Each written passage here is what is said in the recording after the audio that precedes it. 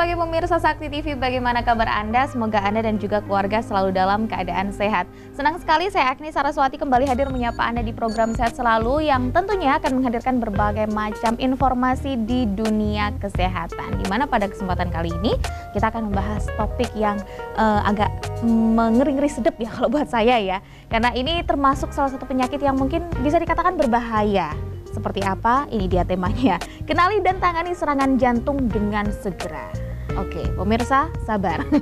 Nah, dengan siapa nanti kita berbicara hari ini? Kita akan bersama Dr. Sawitri Satwika Jati SPJP, dokter spesialis jantung dari Rumah Sakit Paru Manguharjo, Provinsi Jawa Timur. Baik pemirsa, jantung adalah organ vital dalam tubuh kita. Jika kerja jantung mengalami gangguan, maka akan menyebabkan serangan atau penyakit jantung. Serangan jantung bisa disebabkan oleh berbagai hal seperti sumbatan pada pembuluh darah jantung, peradangan, infeksi, atau kelainan bawaan. Untuk itu pemirsa, hari ini kita akan membahas tema kenali dan tangani serangan jantung dengan segera bersama narasumber kita. Tetapi sebelum kita membahas tema kita pada pagi hari ini, saya ingin menginformasikan terlebih dahulu kepada pemirsa yang ada di rumah bahwa Rumah Sakit Paru Manguharjo Provinsi Jawa Timur memiliki pelayanan terbaik. Di antaranya klinik paru, klinik asma atau PPOK, klinik TB, dan klinik jantung. Tetapi selain klinik yang berfokus pada kesehatan pernafasan, Rumah Sakit Paru Manguharjo juga memiliki klinik rehabilitasi medik, klinik gigi, klinik psikologi, klinik syaraf, klinik bedah, serta klinik pernafasan dan tumbuh kembang anak. Pelayanan di Rumah Sakit Paru Manguharjo buka dari hari Senin sampai Sabtu mulai jam 8 pagi. Rumah Sakit Paru Manguharjo juga melayani pasien BPJS dan umum. Tetapi pemirsa, ketika kita berbicara seputar poli jantung nih ya, ternyata poli jantung di RSPM Provinsi Jawa Timur ini sudah memiliki USG jantung atau ekokardiografi. Dengan ekokardiografi ini, pemeriksaan terhadap penyakit jantung bisa dilakukan secara menyeluruh. Untuk informasi seputar ekokardiografi ini sendiri bisa langsung datang ke RSPM ya pemirsa. Dan langsung saja kita sapa terlebih dahulu narasumber kita pada pagi hari ini ada dokter, siapa tadi saya lupa. Sudah ada di samping saya. Maaf ya dokter ya, selamat pagi dokter. Selamat pagi. Bagaimana kabarnya dokter? Alhamdulillah sehat. Iya, Dokter Sawitri pemirsa. Tuh kan ini hostnya minta dipotong gaji nih. Dokter, ini tadi di awal saya sempat ngomong kalau penyakit jantung ini adalah salah satu penyakit yang menurut saya bikin ngeri-ngeri sedep. Iya. Bener begitu nggak sih dokter? Iya betul. Bener betul. ya dokter ya. ya. Bener. Nah, ini kita akan bahas lebih jauh pemirsa seputar dunia perjantungan ini tadi. Nah, ini mungkin boleh dijelaskan dulu dokter secara sederhana saja tentang serangan atau mungkin penyakit jantung itu sendiri seperti apa sih sebenarnya? Oke, jadi sebetulnya penyakit jantung itu ada banyak sekali macamnya ya. Ada penyakit jantung koroner kalau mungkin kita pernah dengar sebelumnya. Betul. Atau mungkin penyakit jantung hipertensi. Hipertensi yang diakibatkan karena permasalahan di jantung itu juga salah satu penyakit jantung. Kemudian ada penyakit jantung bawaan ya, yang mungkin kita sering lihat ada anak-anak kukunya biru atau mungkin dia tumbuh kembangnya tidak sesuai kelompok usia, itu juga jangan-jangan ada penyakit jantung bawaan. Terus kemudian ada lagi penyakit kelistrikan jantung atau biasa kita sebut sebagai aritmia. Aritmia? Iya betul, lah itu contoh-contoh dari kelainan-kelainan yang ada pada jantung. Seperti banyak itu. berarti dok? Banyak banget. Itu dari sekian banyaknya kategori penyakit jantung, penyebabnya pun beda-beda berarti? Penyebabnya beda-beda. Oke, nanti mungkin kita boleh bahas itu di beberapa pertemuan lain ya dokter ya? Boleh. Detailnya seperti apa Boleh. macam-macam penyakit jantung Boleh, ini. Berarti boleh. dunia perjantungan ini cukup luas ya dok ya? Iya. Nah tapi kalau untuk usia yang paling rentan terkena jantung ini, kalau tadi kan dokter sampaikan bahwa usia anak-anak bisa tuh ya dok ya? Bisa. Nah usia yang paling rentan deh dokter, kira-kira umur berapa yang paling rentan terkena jantung? Oke, jadi kalau bicara tentang rentan, ini kan seakan-akan kita seperti berhadapan dengan faktor resiko ya. Biasanya yang paling rentan itu kelompok usia 40 tahun ke atas. Berarti kita harus mulai screening untuk penyakit kardiovaskuler. Atau misalkan pada anak yang memang sudah sejak dari bayi itu dia ada kelainan jantung bawaan. Biasanya kita melakukan screening terhadap bayi yang baru lahir. Kalau itu biasanya kita bisa dibantu oleh dokter anak ya. Dokter anak pada saat bayi itu lahir, pertama yang melakukan screening biasanya dari dokter anak. Apabila dari dokter anak itu ketemu ada normalan dari suara jantung, itu biasanya akan segera menghubungi dokter-dokter jantung untuk melihat kelainan apa yang ada pada bayi tersebut. Kalau misalkan dia bukan dari kelainan jantung bawaan, dalam artian dengan paparan faktor resiko seperti merokok, darah tinggi, diabetes, ataupun faktor usia, biasanya kelompok-kelompok usia di atas 40 tahun kita sudah harus mulai lakukan evaluasi. Mulai lakukan screening mandiri boleh, seperti itu. Meskipun tidak ada gejala-gejala apapun mungkin ya, meskipun tidak ada gejala apapun, mungkin yang paling gampang kita bisa cek tekanan darah ya, seperti itu. Paling gampang. Nah, tapi karena tadi sudah men-spill macam-macam serangan, itu jadi penasaran dokter. Kalau mungkin yang paling sering terjadi, yang paling sering dokter temukan itu serangan jantung yang kategori apa aja sih? Mungkin 3 atau 4 yang paling sering dokter temukan. Jadi kalau kita ngomong tentang serangan jantung ya, itu yang ada di kepala kita adalah itu penyumbatan pembuluh darah koroner, alias biasanya kita sering sebagai serangan jantung angin duduk atau meninggal mendadak. Itu yang pertama. Itu yang pertama. Meninggal mendadak atau serangan jantung tadi. Kemudian selanjutnya? Kemudian atau gangguan kelistrikan jantung yang mengakibatkan meninggal mendadak. Itu juga bisa disebut sebagai meninggal mendadak. Kategori 2. Meninggal mendadak versi 2. Karena ada gangguan kelistrikan tadi. Ya, gangguan kelistrikan. Jadi sebenarnya dibagi menjadi 2 ya. Yang satu kelompok besar itu karena sumbatan pembuluh darah koroner, yang kedua karena gangguan kelistrikan. Ya, lah itu nanti masing-masing ada derajat-derajatnya, mulai dari derajat 1 sampai dengan derajat 4. Biasanya yang paling jelek itu adalah derajat 4. Gitu. Itu paling jelek itu maksudnya gangguan yang paling buruk berarti? Paling buruk dan berpotensi untuk menyebabkan pasien itu meninggal. Meninggal mendadak itu? Iya, meninggal mendadak, betul. Kemudian yang selanjutnya dokter, yang ketiga selanjutnya? Yang ketiga selanjutnya, kebetulan cuma 2 aja kayaknya. 2 aja? Iya. 2 kategori. Baik dokter. Nah, kalau dari 2 ini, yang satu penyebabnya adalah sumbatan. Sumbatan, kalau yang satu listriknya konslet lah kalau orang bilang, gampangnya seperti itu. Emang di tubuh kita ada listrik? Ada dong, ada. Ini saya nggak sih, saya tahu kok pemirsa, cuma nanya aja. Nah, ini mungkin boleh dijelasin lebih detail dokter terkait penyebabnya dari si sumbatan itu sendiri. Sumbatan yang menuju ke jantung kah atau bagaimana sih sebenarnya? Jadi kalau kita ngomong sumbatan artinya yang tersumbat itu adalah pembuluh darah yang memberi makan ke jantung. Iya, karena dia ukurannya lebih kecil. Harusnya kalau misalkan tersumbatnya di pembuluh darah yang besar, bisa meninggal mendadak, tapi fokusnya bukan di situ. Fokusnya di pembuluh darah yang memberi makan ke jantung, arteri koronaria namanya di situ. Nah, jadi pada paparan faktor resiko atau kebiasaan hidup yang kurang baik ya, itu akan menyebabkan bisul di dalam pembuluh darah. Seperti pipi kita berjerawat, di pembuluh darah juga bisa ada jerawat. Gitu ya? Nah, iya, kondisi-kondisi yang tidak sehat, inflamasi yang terlalu tinggi, bisul itu pecah. Nah, itu yang menyebabkan sumbatan. Dia sumbat di situ karena ukuran pembuluh darahnya memang kecil yang memberi makan jantung, dan itu yang lebih mematikan sebetulnya. Daripada yang satunya tadi yang kelistrikan itu? Iya, sama-sama sebetulnya, cuman beda. Nah kalau yang gangguan kelistrikan ini sendiri itu seperti apa sih? Maksudnya gangguan yang seperti apa yang dimaksudkan? Jadi di dalam jantung itu ada listriknya. Ya, lah listrik itu dia bergerak secara sinkron dari atas ke bawah. Sama seperti di sistem militer, kita punya yang paling atas, kemudian turun ke bawah, itu satu komando. Demikian juga jantung. Jantung kalau sudah ada komando dari bawah A sampai ke bawah itu akan A, diteruskan A. Nah, kalau gangguan kelistrikan berarti ada yang salah dari A sampai ke Z-nya. Jadi yang diperintahkan A yang nyampe ke bawah tinggal O, misalnya seperti itu. Nah, itu ketidaksinkron akhirnya menyebabkan gangguan kelistrikan jantung. Apa kok bisa sampai kayak gitu? Kenapa dok? Kalau tadi kan yang sumbatan itu kan karena tadi ada bisul gitu ya dan pecah gitu ya. Nah, kalau yang ini? Kalau yang ini memang bisa terjadi karena secara alami bawaan dari tubuh. Bisa karena kondisi-kondisi lain seperti darah tinggi yang lama atau penyakit jantung koroner ataupun kelainan jantung bawaan juga bisa menyebabkan gangguan kelistrikan. Gitu. Pemirsa, seperti tadi yang sudah saya sampaikan bahwa topik kita hari ini tuh memang agak ngeri-ngeri gimana begitu. Jadi saya harap bukan menjadi sesuatu yang ditakutkan ya, tapi justru menambah edukasi untuk pemirsa yang ada di rumah ya dokter ya, supaya lebih aware ya kan dok. Nah ini saya nggak nakut-nakutin kok. Oke, nanti akan kita lanjutkan lagi di segmen berikutnya ya dokter ya. Jadi untuk pemirsa yang ada di rumah jangan kemana-mana, tetaplah bersama kami di Sehat Selalu.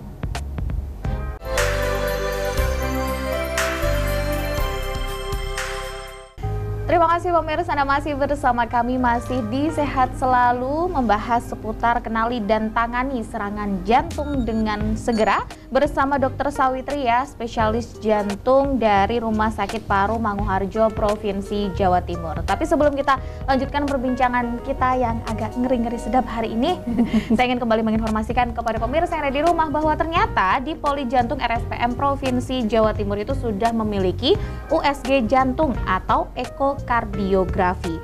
Dengan ekokardiografi ini, pemeriksaan terhadap penyakit jantung bisa dilakukan secara menyeluruh. Untuk informasi lebih lanjut, pemirsa bisa langsung datang ke RSPM ya, yang ada di Jalan Yosudarso. Baik, langsung saja kita menyapa narasumber kita lagi untuk membahas seputar jantung.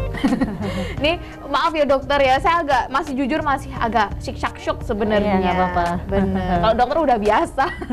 Nah, kalau tadi kan sudah ada dijelaskan 2 kategori berarti ya dok, 2 jenis ya, 2 jenis serangan atau penyakit jantung. Iya, betul. Nah, ini mungkin yang paling umum dulu deh dok, tanda atau mungkin gejalanya yang sering muncul dari penyakit jantung tuh seperti apa sih? Oh ya, tanda dan gejala bila mana kita punya sakit jantung ya, terindikasi sakit jantung. Jadi mungkin yang paling gampang aja, mudah lelah.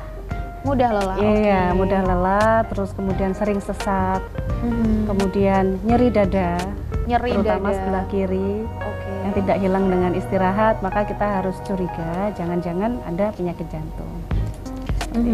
Itu secara umum sama berarti dok untuk tanda? Secara umum seperti itu. Oke, Iya. itu tanda atau gejala dokter?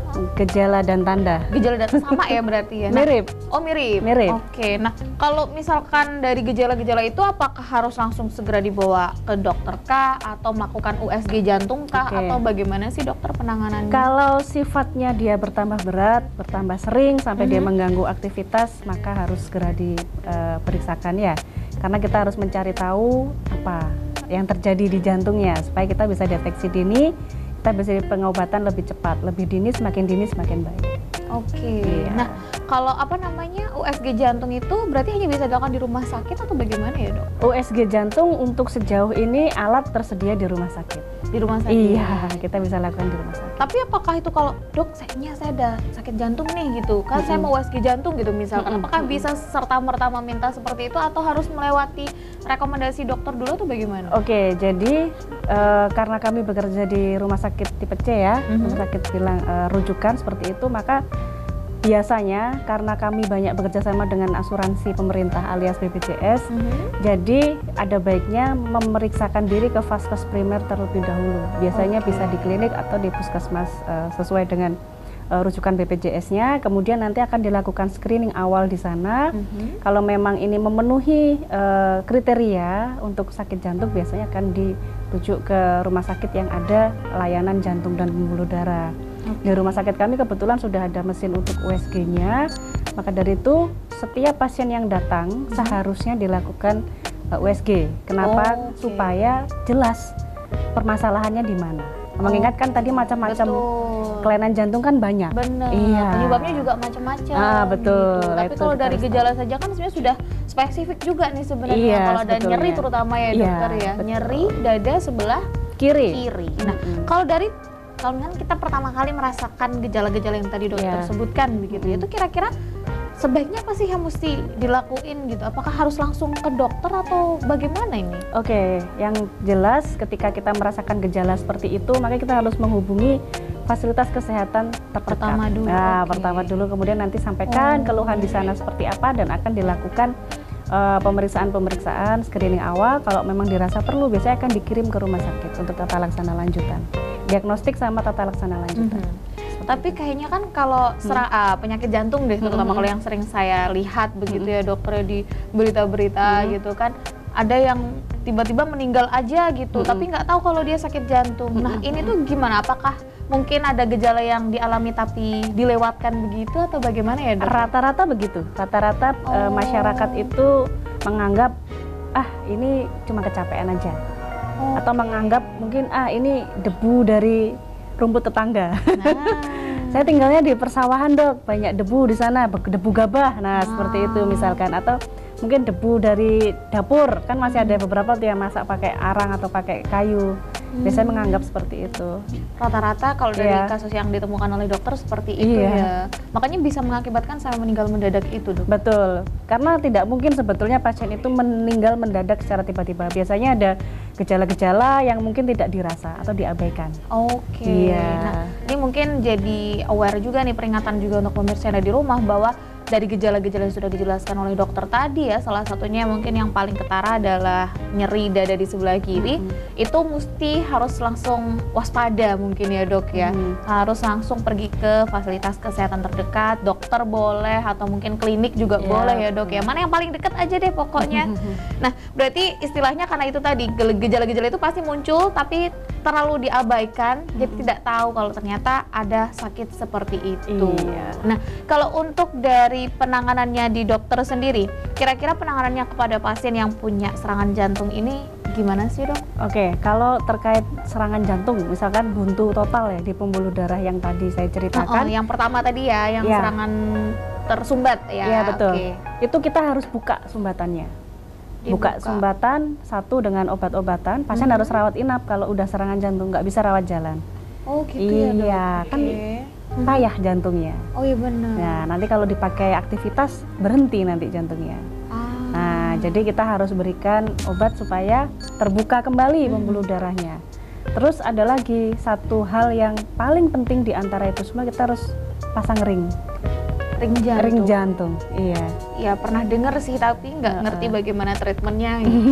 Itu untuk apa fungsi dari si ring ini? Untuk Jadi, membuka jalan juga untuk itu? membuka, untuk membuka. Jadi dia sifatnya permanen di situ, ditanam di dalam pembuluh darah jantung. Jadi supaya tidak terjadi buntuan berulang. Jadi ibaratkan dia pipa sudah buntu, dia disangga. Iya, biar Iya. tidak buntu lagi. Iya, gitu ya. bentuknya seperti per. Oh ya? Iya, bentuknya seperti per sepanjang luka di pembuluh darah yang menyebabkan serangan jantung. Oh berarti artinya ring itu di setiap orang ukurannya berbeda-beda ya? Beda, Dok? karena ukuran pembuluh darahnya kan beda-beda juga. Oke, Iya. jadi disesuaikan dari kebutuhan si pasien masing-masing Iya, ya, betul, Dok ya. betul, betul. Nah itu kan kalau untuk penanganan yang sumbatan. Nah kalau untuk yang apa tadi yang pertama gangguan Kelistrikan. kelistrikan itu seperti apa? Oke, kalau kelistrikan yang pertama memang dengan obat-obatan pasti. Yang kedua kita bisa tanam alat pacu jantung. Oh, Iya. jadi ring jantung itu fungsinya untuk menangani serangan jantung Iya. akibat sumbatan. Betul. Pacu jantung untuk yang gangguan, Gangguan kelistrikan. kelistrikan, betul. Oke, itu alat pacu jantung ini seperti apa ya, Dok? Saya juga jadi Penasaran ya, penasaran. Iya, maksudnya kalau tadi kan dipasang tuh di dalam, dipermanenkan. Kalau Iya. yang ini gimana, Dok? Sama, ini juga sifatnya permanen, Oke. cuman dia ada usia baterai. Nah, Oh. biasanya usianya 10 sampai dengan 15 tahun. Kita kalibrasi setiap awalnya seminggu, sebulan, 3 bulan, 6 bulan, setahun, terus nanti lama-lama setahun sekali. Itu- Kita kalibrasi, Oh. kita ngecek baterainya juga. Nah, nanti kalau udah baterainya habis, kita ganti generatornya. Ditanam di dada kiri, Gampangnya di bawah kulit. begitu ya. Gampangnya begitu. Oke, alat pacu jantung ditanam di sebelah situ. Ya, di kiri, dada Oh. kiri. Nah, itu bentuknya kayak gimana, Dok? Kayak baterai jam. Iya. Iya, Kecil begitu berarti. tipis, mungkin panjangnya itu dimensi berapa ya, mungkin nggak sampai 5 cm lah, 5 kali 4, tebalnya mungkin setengah senti, 0,5 cm. Oke. Kecil ya. Kecil. Kayak baterai jam, tanam tapi di dada tanam kiri. di badan gitu maksudnya. Dua-duanya. Oke. Masih shock dokter. Nanti kan kita bahas lagi deh pemirsa ya seputar kenali dan tangani serangan jantung ini seperti apa. Karena ngobrol sama dokter nih keenakan jadinya, jadi tahu oh begini meskipun agak ngeri sedap. Baik, pemirsa nanti akan kita lanjutkan lagi di segmen berikutnya. Jadi untuk Anda yang di rumah jangan kemana-mana, tetaplah bersama kami di Sehat Selalu.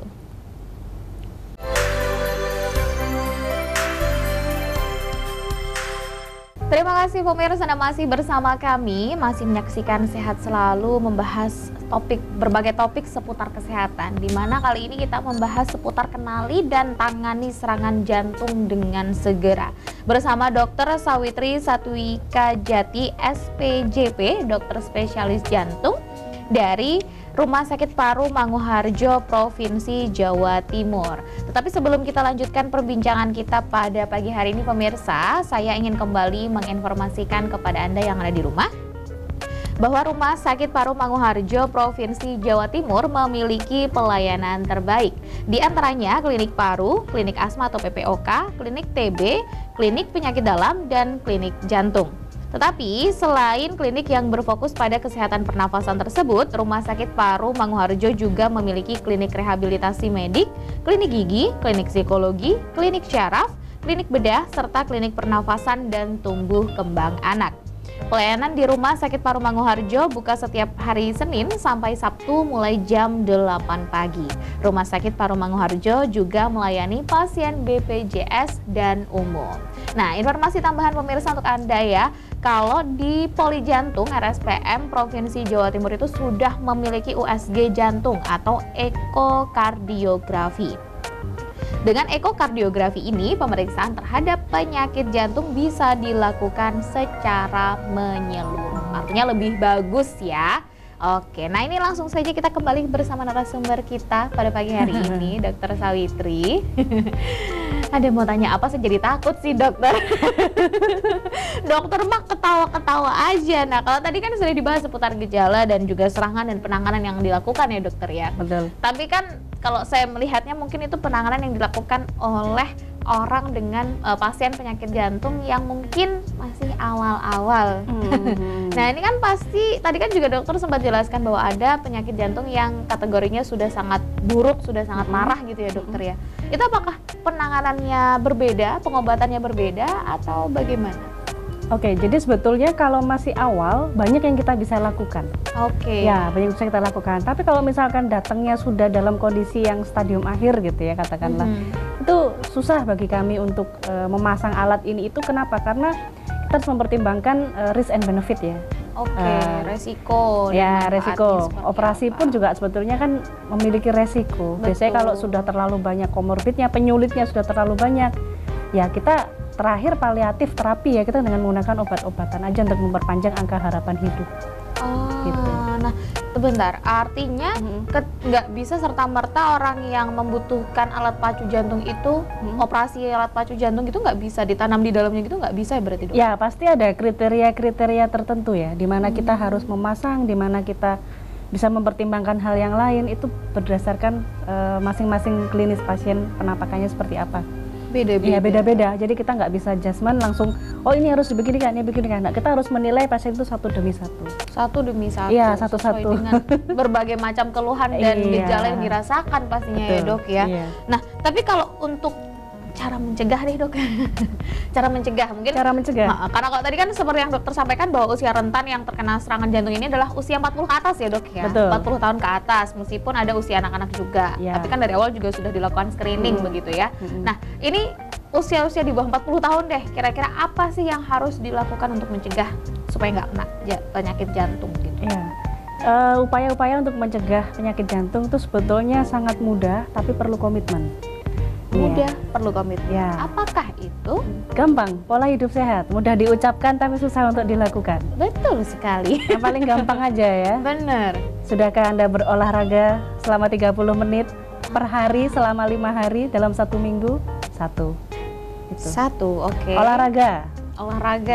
Minimal itu dok, maaf. Minimal tuh 5 hari dalam seminggu. 1 minggu. Paling sehari 30 menit. Betul. Minimal pemirsa, oke. Ya. Kemudian yang kedua? Yang kedua, mohon maaf sekali untuk Anda para perokok, berhentilah merokok mulai dari sekarang. Kalau Anda tidak percaya, ayo praktek sama saya. Nanti kita lihat bagaimana pasien serangan jantung. Itu salah satu pemicu dok? Salah satu pemicu dan penyebab serangan jantung selain diabetes adalah perokok. Rata-rata pasien serangan jantung adalah laki-laki. Percaya tidak percaya? Itu kalau misalnya persentase dari 100 itu si laki-laki ini berapa persen dokter? Mungkin 85 dari 100 pasien 85-nya adalah pasien laki-laki. Oke. 15 orang adalah perempuan gitu, dan rata-rata paling banyak penyebabnya selain diabetes juga adalah karena merokok. Oke, kemudian yang selanjutnya dokter? Oke, selanjutnya adalah kelola stres dengan baik, positive thinking. Jangan lupa healing ya. Aduh, ini berat juga ini dokter, agaknya ya, agak berat. Healing. Kemudian selanjutnya? Pola makan dan pola tidur. Pola makan dan pola tidur. Betul. Pola makan yang pastinya yang kurangin berlemak-lemak juga ya dok. Pasti ya? kurangi lemak-lemak. Itu pun udah akan menjaga kita dari penyakit lainnya juga kan dok. Betul. Kolesterol dan lain-lain, diabetes Betul. dan lain-lain kan gitu Iya. ya dok ya. Kemudian ada lagi Itu sudah simple, gampang. simpel pemirsa, gampang tapi sulit komitmennya. Iya, komitmennya yang sulit sama kontinuitasnya yang kadang kita nggak bisa. Betul. Nah, untuk olahraga sendiri kan emang harusnya kan dilakukan setiap hari, Iya. paling enggak seminggu 5 hari. Iya. Itu berarti usia berapapun sebenarnya dokter Ya, sesuai kemampuan. Mungkin kalau lututnya bermasalah bisa sepeda. Bisa sepedaan gitu. Nah, tapi ini mungkin ada nggak sih dokter, ya kayak tadi dokter sampaikan, rekomendasi aktivitas yang biasanya orang mager untuk lakukan, tapi terus tiba-tiba tersadar mendapat hidayah untuk memulai olahraga. Kira rekomendasi aktivitas apa yang kira-kira bisa membantu dia untuk mencegah dari serangan jantung ini? Oke, simple aja, jalan kaki. Jalan kaki. Iya, caranya gimana? Cari tempat parkir yang jauh supaya jalan kaki. Nah, Oke. Misalkan mau ke mana gitu, mau ke Iya. Pasar Seleko, misalkan parkirnya di Pahlawan Street Center. iya, boleh. Gitu ya Iya, dok ya, jalan nanti kaki. muternya lewat alun-alun pulang. Iya. Oke. Iya. Oh, itu yang paling gampang Paling sebenarnya, gampang Dok. jalan kaki. Tapi kayaknya nggak banyak yang mau sih dok. Panas ya. Iya dokter, itu yang paling mudah lah jalan kaki. Berapa menit dokter? Seperti tadi 30 menit 30 mungkin? menit, 30 menit. Sehari Mhm. 30 menit. Nah, kalau untuk Iya. makanan yang wajib harus dihindari supaya tidak Wajib. terkena jantung. Supaya tidak dihindari. Ya supaya dihindari Oh maksudnya. iya ya, harus dihindari. Heeh. Oke. Biasanya gula ya. Gula kurang baik terhadap metabolisme tubuh. Terus yang kedua karbohidrat yang terlalu tinggi, lemak yang terlalu tinggi, seperti itu. Mungkin. Intinya pemirsa dalam makanan yang enak-enak ya itu harus dibatasi, begitu ya dokter. Iya. Jangan apa namanya maruk. Maruk ya. Jangan maruk. Iya. Tapi mungkin ada nggak sih dokter makanan atau ya makanan mungkin ya atau minuman yang bisa membantu kita untuk menjaga kesehatan jantung. Nah, Oke. ada nggak tuh dokter? Makanan dan minuman yang menjaga kesehatan jantung banyak sebetulnya. Ini yang mungkin yang paling mudah ditemukan aja deh dokter. Iya. Kalau makanan apa kira-kira? Intinya begini, kita tidak mengolah makanan dengan proses yang terlalu panjang.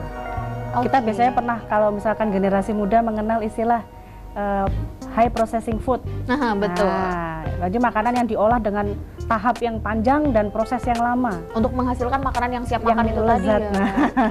Oke. Contohnya apa sih? Kalau kita makan kentang, ya udah makan aja kentang rebus atau kentang kukus.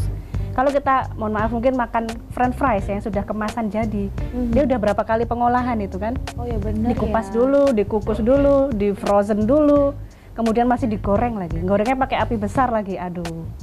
Nah, itu kan sebetulnya kurang sehat juga. Oke. Jadi pendekkanlah rantai memasak. Pendekkanlah rantai memasak. Ya intinya masaknya makanan. nggak usah ribet-ribet. Yang simpel-simpel rebus pakai Iya. garam aja udah enak Udah enak. pemirsa. Tergantung doyan atau tidak. Nah, itu Bener kan, dokter? generasi zaman now sukanya biasanya yang proses-proses begitu ya. Yang Contoh agak- gampang aja deh, es krim. Ah, Nah, itu kan juga makanan dengan proses yang terlalu panjang sebetulnya. tapi banyak yang suka Tapi juga. yang suka karena enak. Belum lagi ada gulanya juga. Wah, itu yang bikin enak. Minumnya pas panas-panas gitu ya. Aduh, Aduh. jadi pengen saya nanti siang dokter. Oh iya. Oke, ini kalau misalkan artinya gini, rekomendasi makanan yang bisa membuat jantung kita sehat adalah menghindari gula, terutama tadi ya dokter, Ya. dan menghindari makanan yang banyak Berlemak. proses memasaknya, Ya, proses berlemak masak juga. panjang. Kalau memang bisa hidup makan dengan makanan yang simpel-simpel aja prosesnya itu alangkah jauh lebih baik berarti ya dokter ya. Mungkin membiasakan diri kali ya dok. Iya, betul. Kentang direbus pakai garam dikit juga Iya. enak ya kan dok. Iya. Tapi garam menjadi penyebab mungkin berbahaya buat jantung juga nggak sih dok? Kalau hipertensi iya. Kalau hipertensi, kalau tidak ada Kalau tidak hipertensi kita sehari rekomendasi kurang dari 2 gram. Oke, harus Garam. dikontrol. Iya, Nggak harus boleh dikontrol. sembarangan juga. Baik dokter, terima kasih infonya. Nanti akan kita lanjutkan lagi dokter di segmen Oke. berikutnya. Jadi untuk pemirsa yang ada di rumah, jangan kemana-mana, tetaplah bersama kami di Sehat Selalu.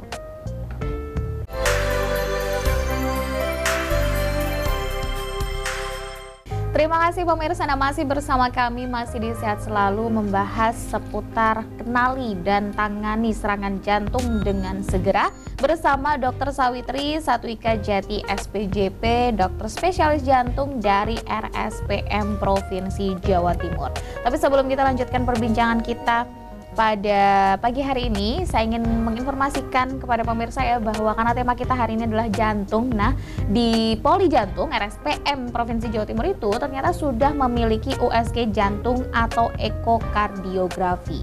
Dengan ekokardiografi ini pemeriksaan terhadap penyakit jantung bisa dilakukan secara menyeluruh. Otomatis hasilnya akan lebih bagus. Begitu ya dokter ya? Lebih komplit lah paling tidak. Lebih komplit. Jadi nanti misalkan konsultasi kepada dokter juga akan lebih enak ya dok ya, karena sudah ada alat USG jantung yang bisa dimanfaatkan oleh masyarakat yang ada di rumah.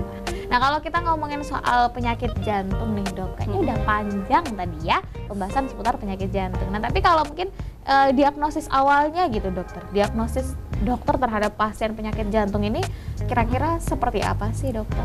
Oke, diagnosis awal biasanya kita kelompokkan menjadi beberapa sub ya. Biasanya yang paling gampang aja jantung koroner, jantung hipertensi, kelistrikan jantung atau gagal jantung, atau penyakit jantung bawaan. Udah tetap di awal. Ada 5 kelompok besar itu yang paling gampang kita kenali. Oke, kalau dari 5 kelompok besar itu tadi yang paling sering ditemukan? Yang paling sering ditemukan ya, sejauh ini gagal jantung dan penyakit jantung koroner yang datang ke Poli ya. Ya. Nah, iya, penyakit jantung koroner itu yang sumbatan tadi. Yang sumbatan. Oh, disebut penyakit jantung koroner karena penyebabnya di penyumbatan di pembuluh darah koroner. Penyumbatan di pembuluh darah koroner. Yang satunya tadi apa nih? Yang satunya penyakit jantung. Yang mana nih? Kelistrikan. Enggak, bukan yang sebelum itu tadi dok. Gagal jantung. Gagal jantung. Nah, gagal jantung ini? Gagal jantung itu sebetulnya adalah muara dari semua penyakit-penyakit jantung yang tadi. Oke. Ya, sehingga mengakibatkan penurunan kualitas pada fungsi pompa jantung. Jadi jantung itu kan sebetulnya adalah sebuah pompa yang memenuhi kebutuhan oksigen jaringan. Nah, kalau penyakit-penyakit yang tadi tidak ditangani dengan bagus, maka jantung tidak bisa berfungsi dengan maksimal, otomatis dia tidak bisa memenuhi kebutuhan oksigen jaringan. Nah, itu kita sebut sebagai gagal jantung. Gagal jantung. Dua itu yang paling banyak sering ditemukan berarti ya dokter ya. Dan tadi dokter sampaikan kan paling sering mengalami ini adalah kaum Adam. Begitu ya dokter ya. Iya. Tapi kalau misalnya kaum perempuan itu rata-rata karena apa sih dokter penyebabnya? Kalau perempuan pasti usia, kan pasti akan menopause ya. Terus apalagi kalau dia ditambah dengan diabetes ataupun riwayat hipertensi. Penyakit lain ya. Ya, jadi intinya dalam tubuh kita ini jangan sampai ada faktor resiko. Ya, kalau bisa jangan sampai kita kena hipertensi, jangan sampai kita kena diabetes. Meskipun berat, tapi insya Allah dengan ikhtiar ya. Insya Allah dengan ikhtiar semua akan berjalan dengan baik. Ya intinya positive thinking itu tadi loh, seperti yang dokter sampaikan, kita harus positive thinking.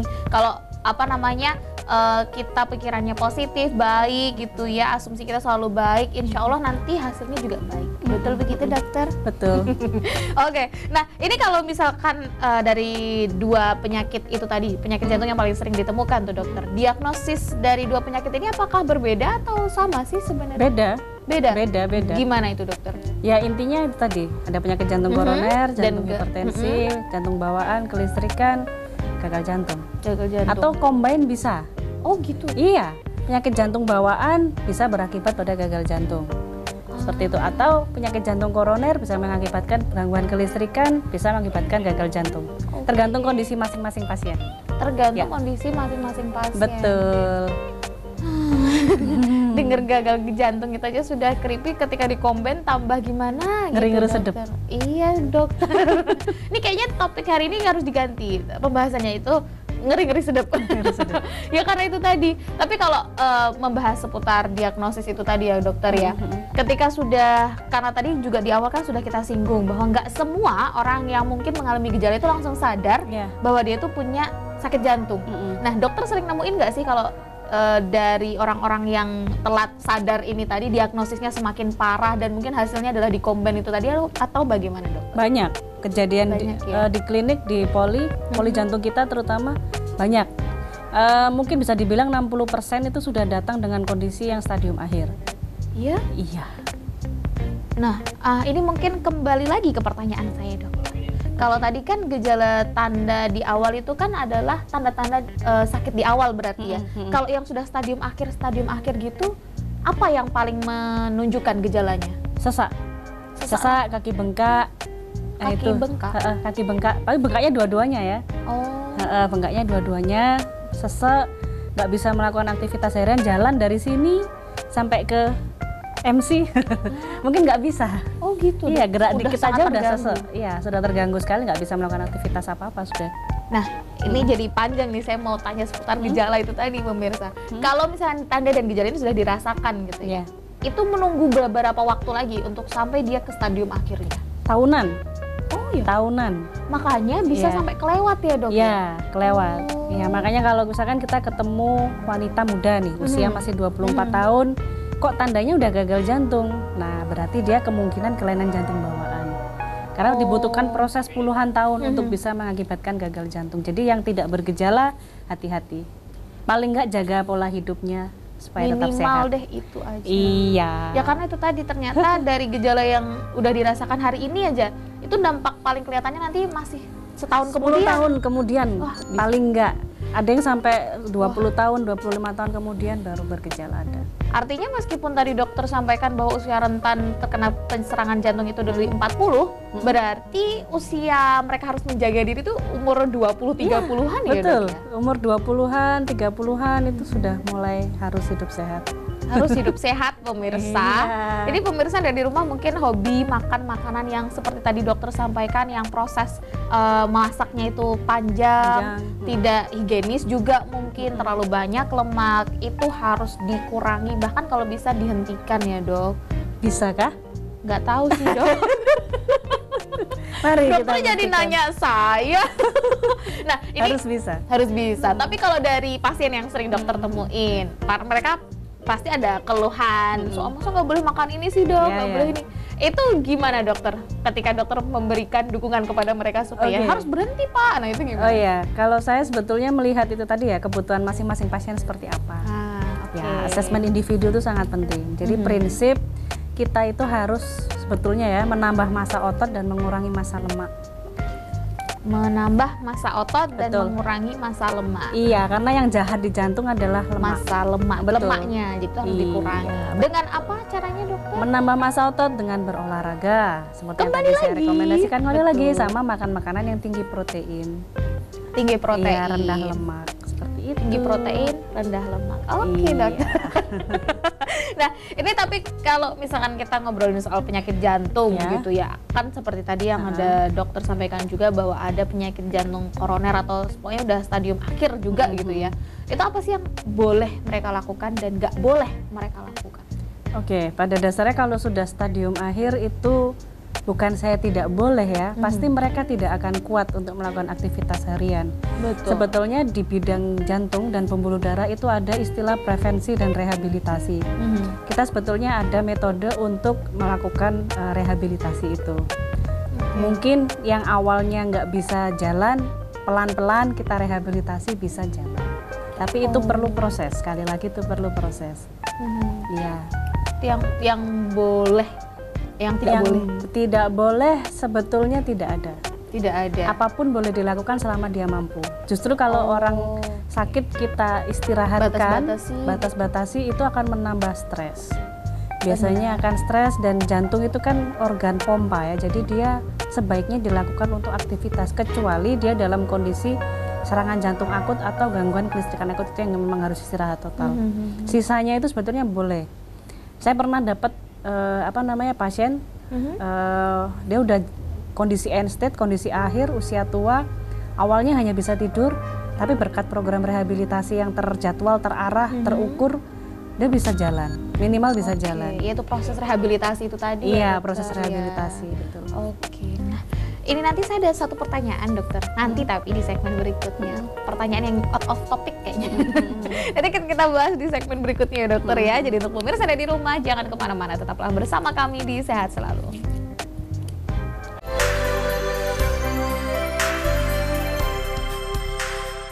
Terima kasih pemirsa Anda masih bersama kami, masih menyaksikan Sehat Selalu, yang mana kali ini kita membahas seputar kenali dan tangani serangan jantung dengan segera bersama dokter spesialis jantung dari RSPM Provinsi Jawa Timur. Tapi sebelum kita lanjutkan perbincangan kita bersama Dokter Sawitri, saya ingin kembali menginformasikan kepada pemirsa yang ada di rumah bahwa Rumah Sakit Paru Manguharjo, Provinsi Jawa Timur memiliki pelayanan terbaik. Di antaranya klinik paru, klinik asma atau PPOK, klinik TB, klinik penyakit dalam, dan klinik jantung. Tetapi selain klinik yang berfokus pada kesehatan pernafasan, Rumah Sakit Paru Manguharjo juga memiliki klinik rehabilitasi medik, klinik gigi, klinik psikologi, klinik syaraf, klinik bedah, serta klinik pernafasan dan tumbuh kembang anak. Pelayanan di Rumah Sakit Paru Manguharjo buka dari hari Senin sampai Sabtu mulai jam 8 pagi. Rumah Sakit Paru Manguharjo juga melayani pasien BPJS dan umum. Nah, ini juga ada informasi tambahan untuk pemirsa yang ada di rumah ya, bahwa di Poli Jantung RSPM Provinsi Jawa Timur ini sudah memiliki USG jantung atau ekokardiografi. Dengan ekokardiografi ini, pemeriksaan terhadap penyakit jantung bisa dilakukan secara menyeluruh. Oke, kita kembali lagi bersama Dokter Sawitri. Nah, karena tadi pembahasannya sudah panjang lebar, saya nih syok dokter mah senyum-senyum aja. Karena sudah biasa ya dokter ya membahas seputar jantung ya dok. Iya, sehari-hari ya itu yang ditemuin. Ya, makanan sehari-hari dokter, kalau saya kan makanan hari ini aja. Nah, ini kalau misalkan bahas jantung dokter, kalau tadi kan dokter juga sempat sampaikan bahwa ada penyakit jantung bawaan ya dok ya. Nah, itu kira-kira apa sih yang mesti dilakukan oleh orang dengan penyakit jantung bawaan itu supaya kondisinya itu tidak semakin parah gitu? Oke, supaya kondisinya tidak semakin parah ya. Betul. Sebetulnya kalau dibilang kita sasarannya ke penderita itu sebetulnya kurang pas ya. Mungkin kita bisa begini. Bagaimana mencegah supaya bayi itu tidak terkena jantung bawaan gitu ya. Oke. Nah, ini semua ya kita sampaikan kembali kepada wanita-wanita usia muda calon ibu yang belum menikah. Jagalah pola hidup sehat Anda, karena apa yang Anda makan akan berpengaruh untuk masa depan bangsa. Oke. Iya dong, kan ibunya harus sehat dulu. Padat. Iya. Itu yang pertama. Yang pertama itu. Jadi calon ibu memang harus dipersiapkan dengan baik. Kondisi Terus fisiknya, kesehatannya. betul. Kalau misalkan seorang anak sudah dengan kelainan jantung bawaan, itu sebetulnya ada beberapa hal yang kita bisa lakukan. Kalau memang lubangnya, kelainannya bisa ditutup, maka kita tutup dengan operasi tentunya. Oke. Tapi sekarang teknologi sudah berkembang, jadi hanya minimal invasif. Nggak harus dibelah-belah dadanya, kita cukup pakai infus aja, nanti ditelusur ke jantung, kita pasang alatnya di situ. Oke. Ya, kalau ukurannya tidak terlalu besar dan memungkinkan untuk ditutup, kita tutup. Tapi kalau misalkan ukurannya terlalu besar, terus berat penyakitnya, ya kita hanya menggunakan obat-obatan. Oke, itu untuk penanganannya ya dokter. Iya, ya. betul. Tapi kalau untuk aktivitas sehari-hari mungkin dokter Tergantung dari kelainan jantung itu sendiri. Iya. Sebenarnya kalau misalkan dia tidak dalam yang biru, kan penyakit jantung bawaan dibagi atas biru dan tidak biru. Kalau yang tidak biru, biasanya anak-anak ini masih bisa aktivitas sama teman-temannya, normal, sekolah masih bisa. Tapi kalau yang biru, yang biasanya sudah terganggu. Sudah sangat terganggu. Ya, betul. Karena itu mungkin yang perlu ditambah alat dan lain-lain itu tadi dokter. Tidak biru pun juga bisa ditambah alat. Ya, biru dan tidak biru asal dia memenuhi klasifikasi bisa kita tutup.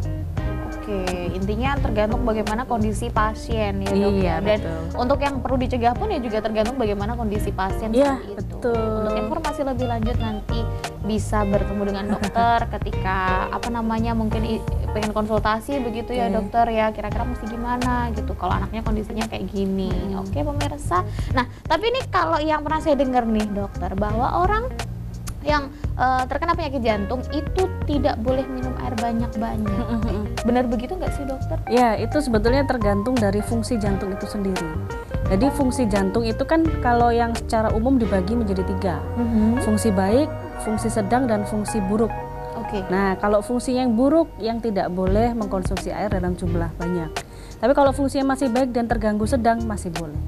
Berarti itu tadi bisa menjadi fakta jika kondisi jantungnya buruk, begitu ya dokter. Pokoknya kalau udah buruk kita nggak bisa minum air terlalu banyak. Dan itu pun nggak bisa diagnosis sendiri kan dok? Nggak bisa. Harus dari dokter, mungkin harus dari rekomendasi dokter. Oh ini masih boleh pak minum air putih gitu ya. Itu berarti kalau orang sakit jantung, maaf dokter, boleh nggak sih minum air yang mungkin berwarna atau apa? Sebaiknya dihindari ya. Kalau pewarnanya alami silakan. Kunyit, buah bit, buah naga, selama dia alami silakan, karena itu fitovitamin. Tapi kalau misalkan buatan jangan. Kalau buatan jangan. Jangan. Apalagi kalau udah dikemas-kemas gitu ya. Iya. Yang harus dihindari. Intinya ya itu tadi, ke pola hidup sehat. Iya, kembali lagi ke alam. Betul. Iya. Back to nature. Iya. Nah, ini tadi di tutup segmen sebelumnya saya sempat bicara sama dokter bahwa saya tuh punya satu pertanyaan yang mungkin out of topic gitu. Oh ya. iya, silakan. Nah, boleh, ini tuh boleh. jadi saya punya teman, ibunya itu sakit asma dokter, mah gitu dokter. Tapi kok tiba-tiba rasa sesek dadanya gitu. Nah, tapi saya juga agak ngerti nih, seseknya di sebelah kanan atau kiri kah?